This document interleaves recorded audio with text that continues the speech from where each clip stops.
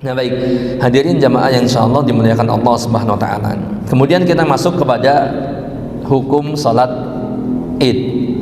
Nah, ya, baik Idul Fitri maupun Idul Adha. Ini sama hukumnya ya. Ada yang tahu hukumnya apa? Akan tetapi pendapat yang lebih kuat salat Id ya ataupun Idul Fitri dalam kesempatan kali ini hukumnya adalah wajib. Hukumnya fardu atau wajib dan bukan fardu kifayah ya. Hukumnya fardu ain ya, wajib bagi setiap kita. Karena memang ada 3 pendapat, ada yang mengatakan wajib, fardu kifayah dan sunnah muakkadah gitu ya. Nah ini kenapa kemudian pendapat yang lebih kuat hukumnya adalah wajib? Di antara alasannya yang pertama, Rasulullah SAW terus-menerus melakukannya, tidak pernah meninggalkannya. Ya, biasanya kalau sunnah beliau itu sesekali meninggalkan. Ya, contoh misalkan sholat jamaah taraweh berjamaah di masjid, hukumnya apa? Wajib apa sunnah? Kan sunnah ya, nggak wajib gitu kan. Maka Rasulullah pernah meninggalkannya. Ya, bahkan takutnya dianggapnya sholat tarawih di masjid itu wajib, sehingga Rasulullah suatu saat atau suatu ketika tidak sholat tarawih di masjid. Contoh ini ya, permisalan saja. Artinya sholat Id itu Rasulullah SAW selalu melaksanakannya. Begitu. Yang kedua alasannya bahwa Nabi SAW memerintahkan kaum muslimin untuk keluar rumah untuk menunaikan sholat Id. Nah, di sini perintah untuk keluar rumah ini menunjukkan perintah untuk melaksanakan salat Id itu sendiri bagi orang yang tidak punya uzur. Ya, kalau perintah keluar rumah itu kan wasilah untuk menuju salat. Perintah wasilahnya saja itu diwajibkan. Ya, diperintahkan untuk keluar. Ya, sampai-sampai semuanya diperintahkan keluar.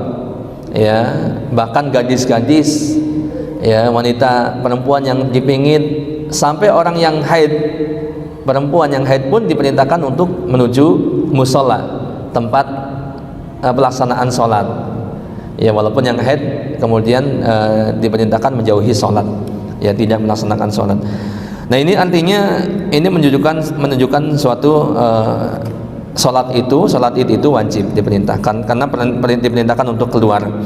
Kemudian yang ketiga, ada perintah dalam Al-Quran yang menunjukkan wajib sholat Id, yaitu dalam surat Al-Kautsar ayat yang kedua ya, fasalli li rabbika wanhar, fasalli, jadikanlah salat dan berkurbanlah.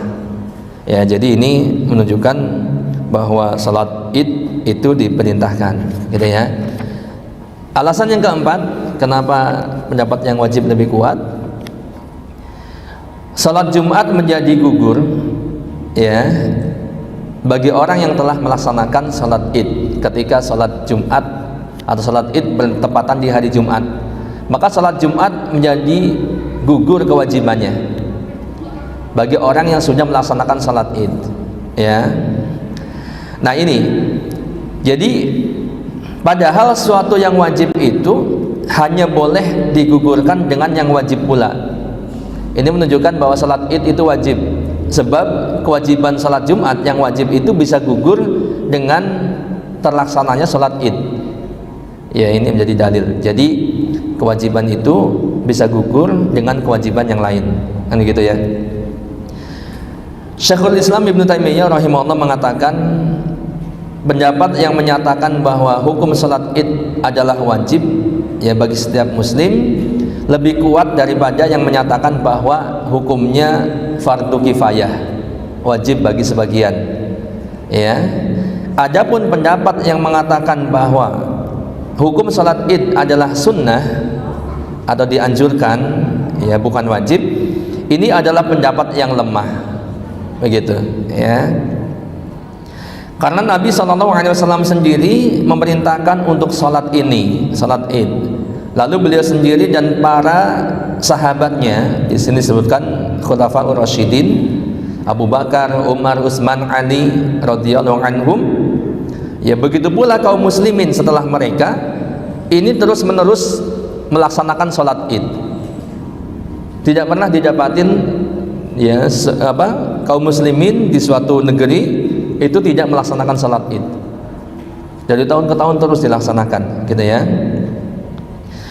Nah, sholat id ini adalah salah satu syiar Islam yang terbesar. Ya, Nabi SAW tidak memberikan keringanan bagi wanita untuk meninggalkan sholat id. Lantas bagaimana lagi dengan kaum pria? Nah, ini hujjah ataupun argumen pendapat yang mengatakan sholat id itu wajib, dan ini dikatakan lebih kuat ya pendapatnya. Jadi wajib, kemudian jangan ditinggalkan, gitu ya, kecuali yang ada uzur.